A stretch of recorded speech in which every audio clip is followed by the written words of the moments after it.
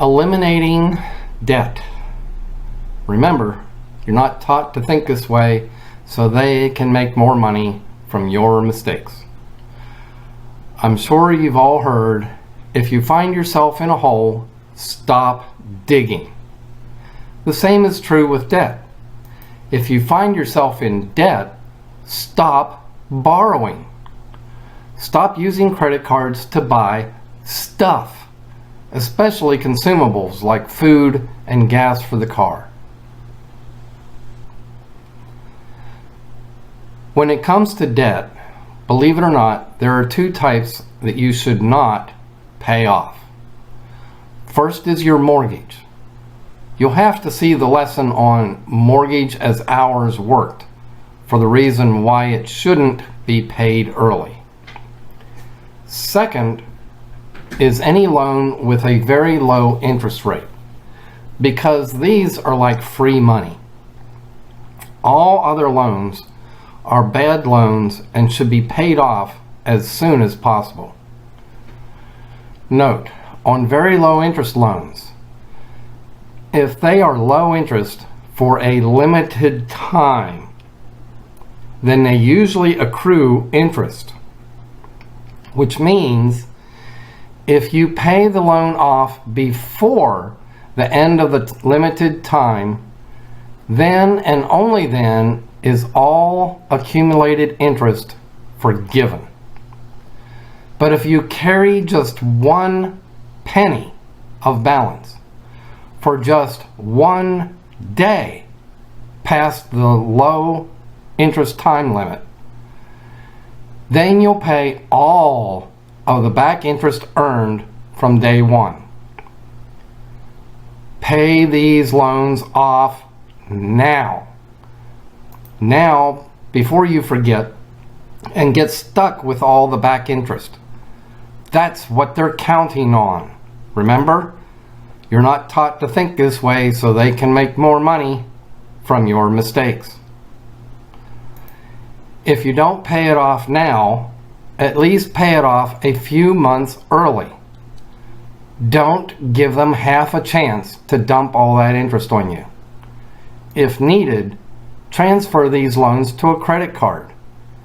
Just don't let them hit you with any back interest. Generally, these loans have absolute top priority on your payoff list, so you don't forget about the time limit. Usually, these types of loans will be from a store for new furniture or appliances. Usually, these loans will not be from a bank. Low interest student loans generally are not this type of loan.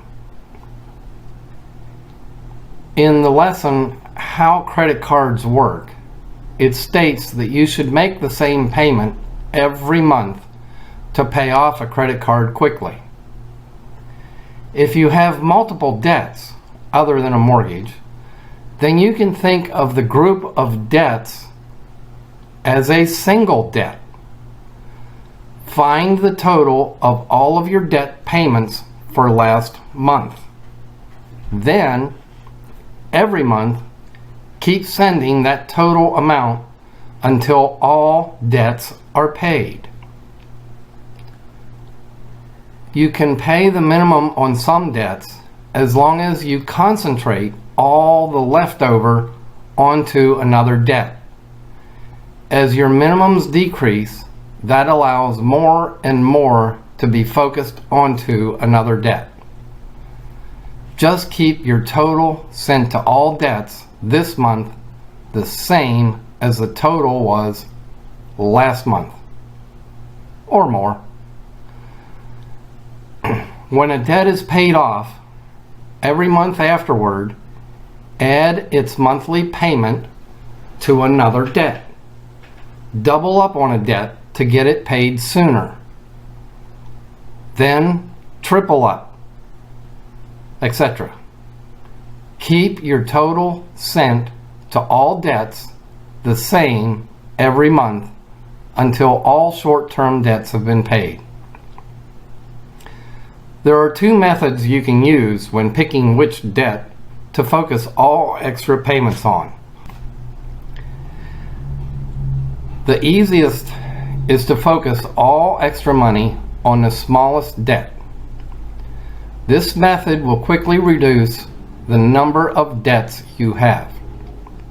It's also the best method to see progress, which can give yourself an ego boost for a job well done. If you have a lot of debts, I recommend this method. The other method is to focus on the debt with the highest interest rate. This second method may save a few dollars in interest, but generally the savings aren't worth the effort, and it could be a long time before you get any debt totally paid. It's usually a much larger ego boost to get the debt totally paid off than it is to save a few dollars. If you have two debts with similar balances but drastically different interest rates, then you could apply the second method to select between just those two debts. The choice of method is up to you, and there's really no wrong choice, as long as you still keep sending the same total every month until all short-term debts are paid. Remember, you're not taught to think this way so they can make more money from your mistakes. Well, several weeks after making this video, I realized that I completely missed an option. You have the option to not group your debts together and treat them as a single debt.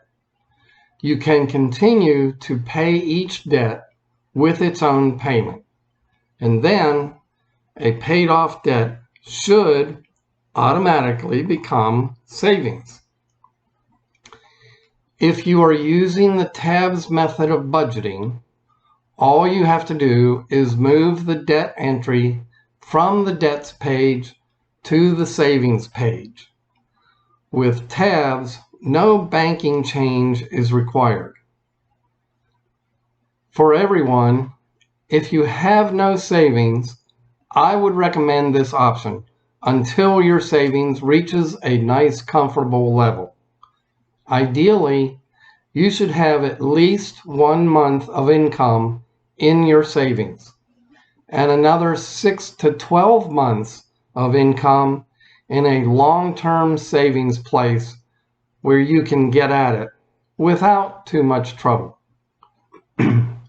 This way, if something happens to your income, you'll have immediate savings to fall back on, and this will give you a month to start the process of accessing your long-term savings. This long-term savings should be some type of investment that earns interest at a rate that is higher than inflation. Don't make it too difficult to get at, such as an IRA, where large penalties would be charged for withdrawals. But some type of mutual fund would be acceptable. You should probably watch this video at least one more time.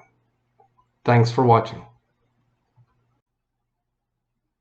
I hope this video helps you to understand and take control of your finances. Please help me by hitting those like and subscribe buttons. Thanks. A link to the next lesson is in the description of this video.